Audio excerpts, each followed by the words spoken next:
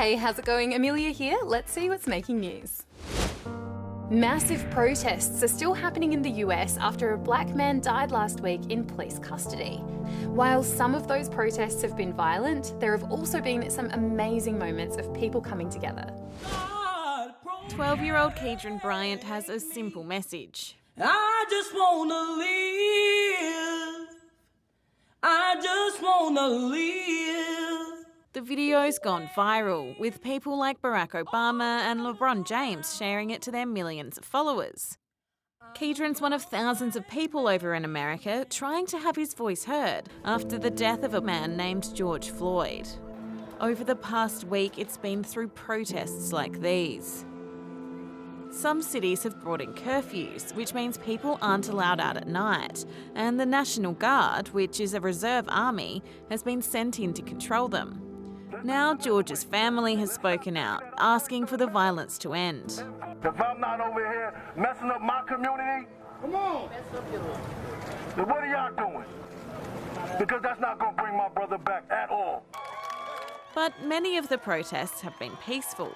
Some police officers have been paying tribute, and this sheriff even joined in one of the marches.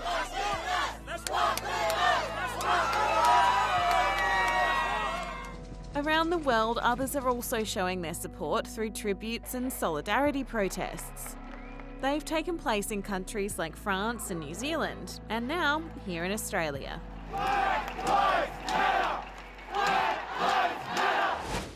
The music industry is showing its support for George Floyd too. It's calling today Blackout Tuesday. Most of the major labels have put a halt on releasing new music and given employees a day off. You also might have seen the hashtag "the show must be paused," with some big name artists pausing things like interviews, recording and live performances.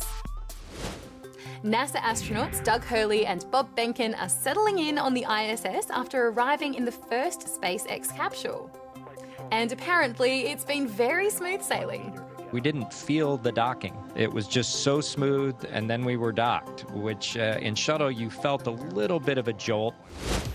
Now, you might know someone who can fly a drone, but do you know someone who can really fly a drone? Well, if you know Heath from Crewball in northern New South Wales, then you'd say yes, because he can fly a drone.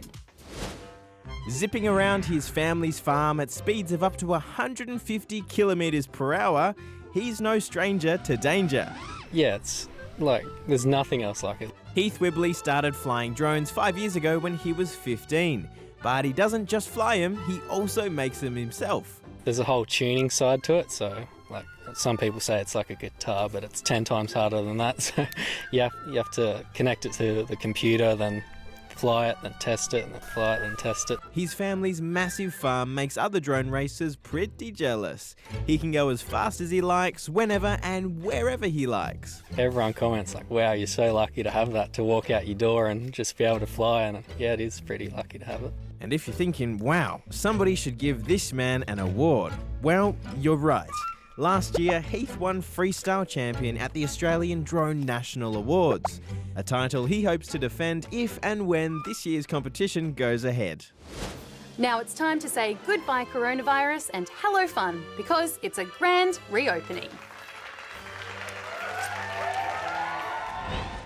Actually, forget ribbon cutting. This is a much more festive way to celebrate the grand reopening of the Colosseum in Rome. Red, green and white lights were reflected onto the famous landmark to remind everyone that it's in Italy, in case they forgot, because that's the Italian flag. Why isn't anyone cutting a ribbon? Anyway, these gates also just reopened, the gates to Taronga Zoo in Sydney. Yes, visitors were clearly excited to see the animals again.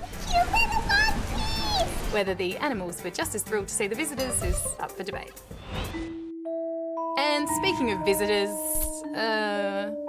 this highly regarded restaurant in the US had a grand reopening, but only for humans of the, plastic variety? Give this gentleman some wine, something expensive.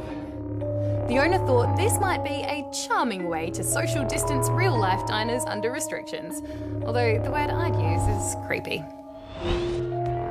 Anyway, that's it for now, but if you want to see more stuff like this, then hit that subscribe button.